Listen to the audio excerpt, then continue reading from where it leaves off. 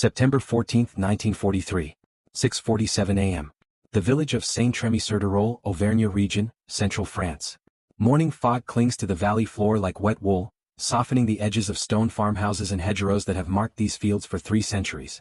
In the kitchen of a modest stone house at the eastern edge of the village, 52-year-old Henri Deschamps sets a pot of ersatz coffee on the wood stove. The liquid barely qualifies as coffee. Roasted acorns and chicory ground together, bitter and unsatisfying. But it's hot, and in the 4th year of German occupation, hot liquid counts as luxury. Through the small window above his kitchen basin, Henri watches the mist beginning to lift from his wheat fields. 23 hectares of farmland that his grandfather cleared from forest, that his father expanded, that Henri has worked for 30 years. The wheat should have been harvested 2 weeks ago. But the Germans requisitioned his 2 draft horses in July, along with most of the village's working animals. Now he cuts grain by hand with a scythe the way his grandfather did, working alone because the young men are gone. Some fled to join the Maquis resistance fighters in the forests. Some were taken to Germany for forced labor. Some simply disappeared. The occupation has divided France into those who collaborate, those who resist, and those who try to survive somewhere in the uncertain middle. Henri Deschamps belongs to that vast middle ground. He pays the German requisitions because refusal means arrest. He nods politely when German soldiers pass through the village because rudeness means trouble. He keeps his opinions to himself because loose words can get your neighbors killed. This is not heroism. This is survival. In the occupied territories of France in 1943, survival requires a particular kind of moral mathematics. How much can you comply without betraying yourself? How much can you resist without destroying your family? Where is the line between self-preservation and collaboration? Most people in Saint-Rémy-sur-Durolle don't know where that line is. They just try not to cross it. Henri drains his acorn coffee and pulls on his work jacket. The sun is beginning to burn through the fog now, promising a clear day. Good weather for cutting wheat, if he can manage a few more hours before his back gives out. At 52 he feels older than his years. The occupation has aged everyone. The constant fear, the hunger, the uncertainty. You see it in people's faces, the way they've learned to look away to become invisible. He picks up his scythe from where it leans against the barn wall. The blade is freshly sharpened, the ash handle smooth from decades of use. His father taught him to swing a scythe when he was 12 years old. Cut low, keep the rhythm, let the blade do the work. Simple wisdom passed from one generation to the next, the kind of knowledge that matters when machines break down and animals are taken and you're left with only your hands and your back and your stubbornness. Henri crosses his yard toward the wheat field, his boots leaving dark tracks in the dew-wet grass. The morning air smells of damp earth and wood smoke. A rooster crows from the neighbor's farm. Dogs bark in the distance. The sounds of rural life that have echoed through this valley for centuries, unchanged by war or occupation or the fact that German soldiers now patrol roads that used to belong to France. He reaches the edge of his wheat field and stops. Something is wrong. The wheat at the far end of the field, near the tree line, has been disturbed. Not by wind. Not by animals. By people. Someone has moved through his grain during the night, creating a path of trampled stalks leading toward the forest. Henri feels his chest tighten. He knows what this means. The Maquis. Resistance fighters use the forests as corridors for movement, avoiding roads and villages where German patrols might spot them. Sometimes they cut through farmland, and if you're unlucky enough to own the farm they chose, you become implicated. If the Germans find evidence of resistance activity on your property, they don't ask questions about whether you were involved. They assume collaboration. They arrest you. Sometimes they burn your farm as an example. Henri stands perfectly still, calculating his options. He could report this to the Germans immediately. Show them he's loyal. Show them he had nothing to do with whatever the resistance was doing on his land.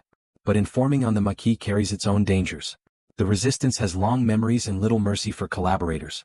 After the war, whenever that comes, there will be a reckoning. Those who betrayed the resistance will pay. Or he could say nothing. Ignore the trampled wheat, hope the Germans don't notice, try to harvest the evidence before anyone asks questions. This is the safer path for most farmers. See nothing, know nothing, survive.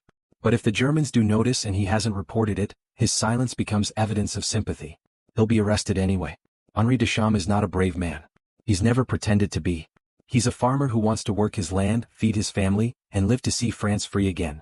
But standing at the edge of his wheat field on this September morning, he realizes that neutrality is no longer possible. The war has come to his farm, and he must choose a side whether he wants to or not. He walks slowly along the path of trampled wheat, following the trail toward the tree line. The damage is extensive. Someone moved heavy equipment through here. Probably weapons or ammunition being transported from one resistance cell to another. The Maquis has been increasingly active in the Auvergne forests recently. The Germans have responded with intensified patrols and collective punishment. Just last month, They burned 3 farms in a neighboring commune after finding resistance pamphlets in the area. Henri reaches the edge of the forest and stops. The trail continues into the trees, disappearing into the thick underbrush. He doesn't follow it. He doesn't want to know where it goes or what the resistance was moving. The less he knows, the less he can be forced to tell. He turns back toward his house, his mind working through possibilities, consequences, probabilities. As he crosses back through his wheat field, he hears the sound that every French civilian has learned to fear. Truck engines. German military vehicles approaching on the road that runs past his farm. Henri freezes. His heart begins to pound. The timing is impossible. Did someone see the resistance activity? Did someone report it already? Are they coming for him? The truck sounds grow louder. Henri can see dust rising from the road now, visible above the hedgerow that separates his property from the lane. He has perhaps 2 minutes before the vehicles reach his farm. 2 minutes to decide. Run and prove guilt. Stay and hope for innocence. Or do something else entirely. Something that requires a gamble he's not sure he's capable of making. The German patrol consists of 2 trucks carrying 18 soldiers and 1 officer, Oberleutnant Klaus Weber from the 1st Mountain Division, 99th Regiment. Weber is 34 years old, an accountant from Munich in civilian life, now responsible for maintaining order in this sector of occupied France. His orders are clear. Search farms for evidence of resistance activity. Investigate reports of suspicious movement. Arrest anyone who cannot provide satisfactory explanations. Weber's patrol has been searching farms along this valley for 3 days.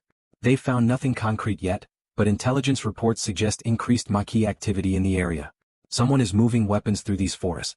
Someone is sheltering resistance fighters. Someone knows something, and Weber's job is to find out who and what and where. The trucks slow as they approach Henri's farm. Weber has learned to trust his instincts after 4 years of occupation duty. Something about this property feels wrong. The timing of their arrival, the isolation of the farm, the way the morning light catches the wheat field revealing patterns of disturbance. He orders his driver to stop. The 2 trucks pull off the road and into Henri's yard. 18 soldiers jump down from the truck beds, rifles ready. They spread out automatically, covering approaches, securing the perimeter, following training that's become second nature. Weber steps down more slowly, adjusting his cap, scanning the farmyard for movement. The farmer appears from behind the barn, moving toward them with the careful deliberation of a man trying not to appear either guilty or threatening. Henri Deschamps has made his decision. It came to him in the 90 seconds between hearing the trucks and watching them turn into his yard. A desperate gamble based on understanding something fundamental about human nature, authority, and the way people see what they expect to see. He approaches the German officer with his hat in his hands, his posture respectful but not servile, his expression showing exactly the right mixture of surprise and concern. Weber studies the farmer carefully. Middle-aged, weathered face, work-hardened hands, clothes that have been mended multiple times. A typical French peasant. Probably illiterate, definitely poor, possibly useful. Weber speaks French adequately after 4 years of occupation duty. He knows the standard questions by heart. Papers. Your identification. Henri produces his documents. Identity card, work permit, ration book. All in order because Henri Deschamps has always followed rules, paid taxes, maintained proper documentation. The bureaucratic habits of peacetime serving him now in war. Weber examines the papers, then looks past Henri toward the wheat field. You're alone here? No workers? No family? My sons are gone, sir, Henri replies in careful French. One to Germany for work. When we don't know where. My wife died 3 years ago. I work the farm alone now. This is true. All of it. Henri has learned that the best lies are built on foundation of truth. Weber nods, still studying the wheat field. Your grain is damaged. Someone has been walking through your field. This is the moment. This is where everything will be decided. Henri takes a slow breath and allows himself to look embarrassed. Ashamed. He glances at the ground, then meets Weber's eyes again. Yes, sir. That was me. Last night. I apologize. Weber's expression doesn't change. You walked through your own wheat? Why? Henri's voice is quiet, the tone of a man admitting something humiliating. I was drunk, sir. I finished a bottle of brandy I'd been hiding since before the occupation. I haven't had real brandy in 3 years. I drank too much and I thought I heard something in the forest. Some animal in my grain. I went out with my shotgun to chase it off. I was staggering drunk. I trampled my own wheat chasing shadows. He delivers this explanation with perfect shame. The right amount of embarrassment. The right tone of self-disgust. The right body language of a man confessing weakness to authority. Weber stares at him for a long moment. Behind Weber, the soldiers are watching this exchange, rifles still held ready, waiting for orders. Everything depends on whether Weber believes this ridiculous story. And here's the extraordinary thing. The story works because it contains every element that confirms German assumptions about French peasants. That they're simple. That they're weak. That they hide alcohol and drink themselves stupid when given the chance.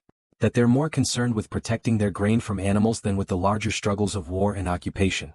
The story works because it makes Henri Deschamps appear exactly as Weber expects him to appear. Pathetic, harmless, beneath consideration. Weber makes a decision. He could search the farm thoroughly. He could follow that trail into the forest. He could arrest this farmer on suspicion and let interrogators sort out the truth. But Weber has been doing this work for 4 years, and he's learned to recognize which peasants are worth investigating. This man isn't resistance material. He's just a drunk farmer who ruined his own wheat chasing rabbits. Wasting time on him means less time searching properties that might actually yield results. Where is this brandy bottle? Weber asks. Henri points toward the barn. There, sir. I threw it against the wall this morning. I was disgusted with myself. Weber sends 2 soldiers to check. They return a minute later carrying the broken remains of a brandy bottle. They smell it, confirming it held alcohol. They report finding nothing else suspicious in the barn. Weber looks at Henri one more time. If I discover you've lied to me, farmer, I'll burn this place to the ground with you in it. Do you understand? Henri nods, maintaining his expression of humble shame. Yes, sir. I understand. I'm very sorry to have wasted your time. Weber turns away, already dismissing Henri from consideration. He orders his men back to the trucks. The patrol has other farms to search. Better prospects. More promising leads. The trucks pull out of Henri's yard, leaving deep ruts in the wet ground. The soldiers don't look back. Why would they? There's nothing here except a drunk farmer and his trampled wheat. Henri Deschamps stands in his yard watching the dust settle on the road. His heart is still pounding. His hands are shaking. He realizes he's been holding his breath. What he's just done is extraordinary in its ordinariness. He hasn't fought the Germans. He hasn't sabotaged equipment or killed soldiers or blown up bridges. He simply understood something fundamental about how power works and how assumptions blind people to truth. The Germans came to his farm looking for resistance activity. He showed them a drunk farmer instead. And because the drunk farmer confirmed everything they already believed about French peasants, they accepted the performance as reality. This is resistance of a different kind. Not the dramatic heroism of sabotage and firefights, but the quiet subversion of making yourself invisible by appearing exactly as your enemy expects. Henri walks slowly to his wheat field and begins working with his scythe. The rhythmic swing of the blade, the whisper of steel through grain, the steady accumulation of cut wheat falling in neat rows. Work that his grandfather taught his father taught him, the kind of simple labor that continues regardless of who claims to rule France. But something has changed. Henri Deschamps is no longer trying to stay neutral. He's chosen a side, even if his choice looked like cowardice to the Germans who just left his farm. He's protected the resistance even if they'll never know it. He's found a way to fight back that suits his abilities and his circumstances. Not with weapons but with understanding. Not with violence but with performance. The story of what happened at Henri Deschamps' farm on September 14, 1943, would have died with him if not for a series of accidents and survivals that preserved the memory. The first person to learn about Henri's deception was a young resistance fighter named Marcel Fournier, who returned to the area 3 days later to check on the equipment his cell had hidden near Henri's property. Marcel approached Henri's farm cautiously, expecting to find either Germans still present or the farm burned as punishment for harboring resistance activity.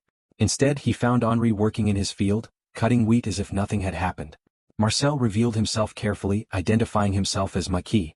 Henri told him the story. The German patrol. The trampled wheat. The brandy bottle. The performance of drunken foolishness that made the Germans see exactly what they expected to see. Marcel recognized immediately what Henri had done. This wasn't cowardice. This was intelligence. Henri had assessed the situation, understood his audience, and delivered exactly the performance necessary to protect not just himself but the resistance operation that had passed through his property. Marcel reported the incident to his commander, and word spread through the local resistance network.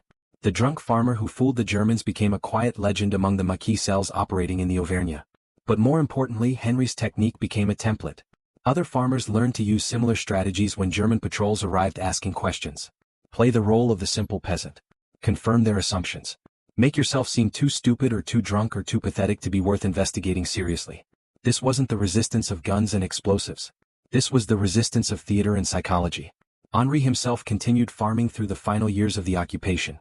The resistance began using his property as a regular waypoint, knowing that Henri understood how to deflect German suspicion. They never told him what they were moving or where they were going. He never asked.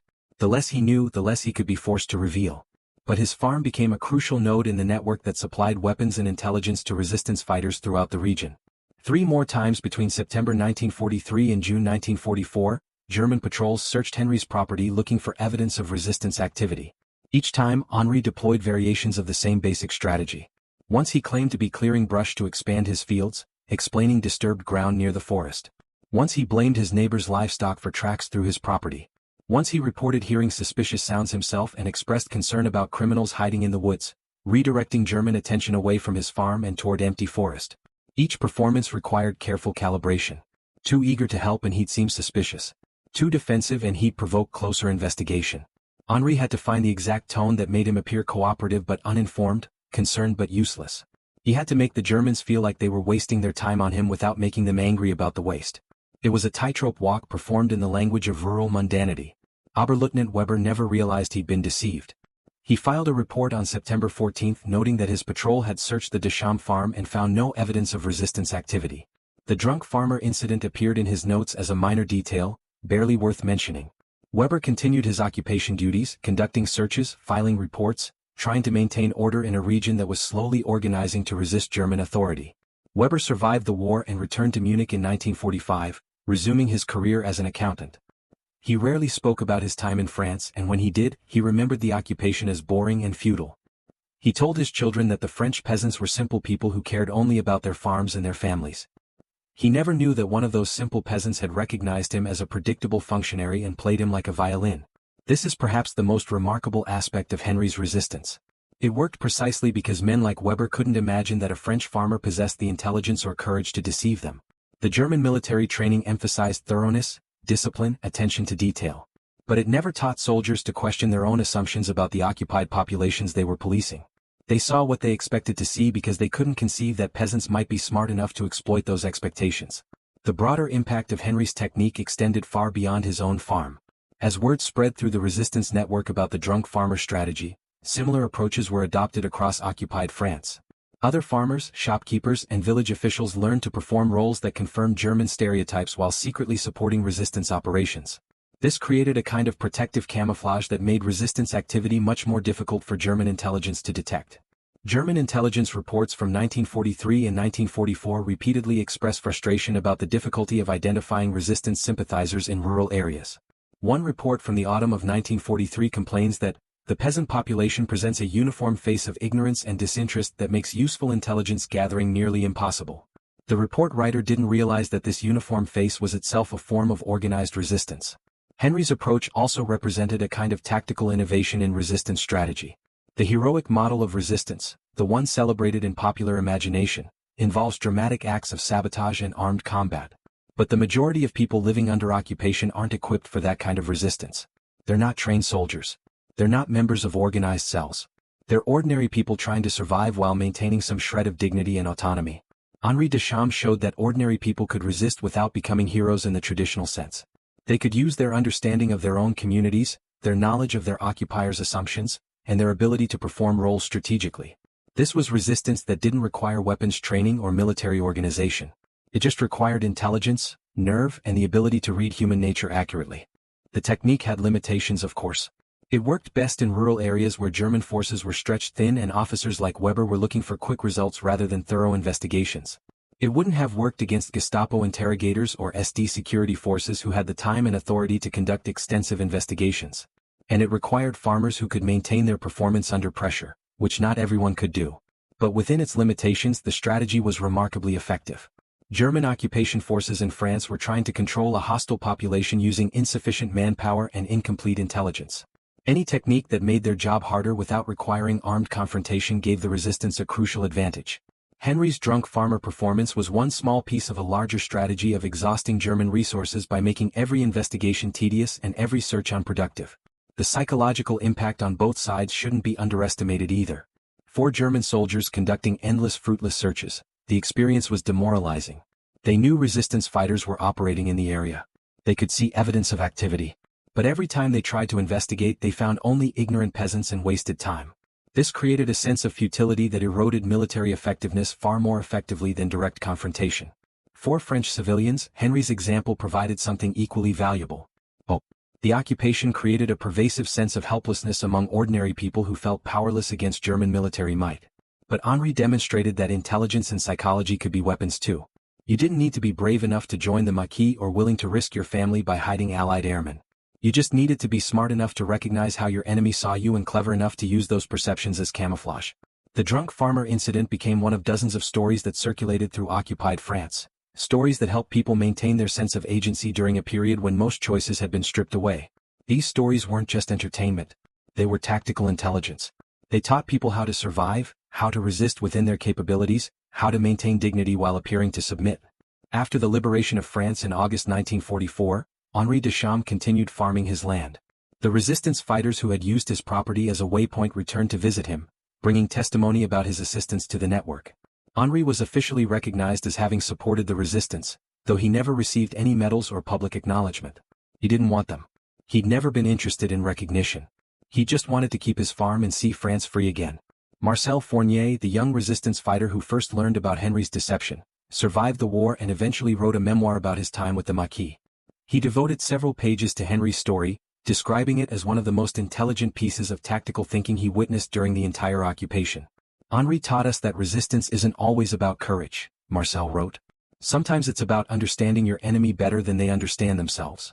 The broken brandy bottle, the key prop in Henri's performance, was actually a bottle he'd been saving for years, planning to open it when France was liberated. Instead, he sacrificed it to create the evidence necessary for his deception. After the war, Henri told friends that breaking that bottle felt like a genuine sacrifice, but also strangely appropriate. I gave up my celebration of freedom to protect the people fighting for freedom, he said. It seemed like a fair trade. Modern historians studying resistance tactics have increasingly recognized the importance of strategies like Henri's. Academic analysis of occupation and resistance tends to focus on dramatic incidents, military operations, sabotage campaigns. But the daily reality of resistance was often much more mundane. It was people making small, calculated decisions about how to obstruct German efficiency without triggering brutal retaliation. Professor Jean-Paul Sartre, writing about the occupation in the years after the war, argued that resistance existed along a spectrum from passive non-cooperation to active armed struggle. Henri Deschamps occupied a crucial middle ground. He wasn't passive, he was actively deceiving German forces and protecting resistance operations. But he wasn't armed either. He was using intelligence as his weapon, performance as his tactic, German assumptions as his cover. The strategic implications of this kind of resistance became clearer in the decades after World War II as various insurgent and resistance movements studied French tactics. Military analysts recognized that occupying forces are most vulnerable when they can't distinguish hostile civilians from neutral ones. Henri's drunk farmer performance was an early example of what would later be recognized as a sophisticated form of operational security through deception. But academic analysis, however valuable, misses something essential about what Henri did. He wasn't implementing a military strategy. He was a 52-year-old farmer who made a desperate decision when German trucks pulled into his yard. He didn't have time to calculate odds or analyze tactics. He just understood, in that moment, that his best chance of survival was to give the Germans exactly what they expected to see. The brandy bottle idea came to him in seconds. The performance had to work on the first try. There would be no second chance. This spontaneous intelligence, this ability to read a situation and improvise a solution under extreme pressure, is its own form of courage. We tend to define bravery in terms of physical danger accepted, risks deliberately taken. But Henri's courage was intellectual and psychological. He had to trust his own judgment absolutely. He had to commit completely to a performance with no way to hedge his bet. And he had to maintain that performance despite knowing that any slip, any inconsistency, any moment of visible fear could get him killed. The German patrol that searched Henri's farm on September 14, 1943, was looking for evidence of resistance activity. They found a drunk farmer instead. They left satisfied that they'd checked the property thoroughly and found nothing worth investigating further. They never knew that they'd been manipulated by a man who understood something fundamental about human perception. That people see what they expect to see, especially when what they expect confirms their assumptions about their own superiority. Henri Deschamps lived until 1967, dying at age 76 in the same farmhouse where he'd spent his entire life. His sons never returned. One died in a factory accident in Germany in 1944. The other disappeared completely and was eventually declared dead. Henri worked his land alone for over 2 decades after the war, cutting wheat with the same scythe his grandfather had used, maintaining the same stone walls his father had built. Visitors who came to the farm after the war often asked Henri about the occupation years, about his encounter with the German patrol, about how he'd felt when he realized his deception had worked. Henri's answer was always the same. "I didn't feel brave," he would say. "I felt lucky. And later I felt old." This refusal to claim heroism was itself revealing. Henri understood that what he'd done was born more from necessity than courage.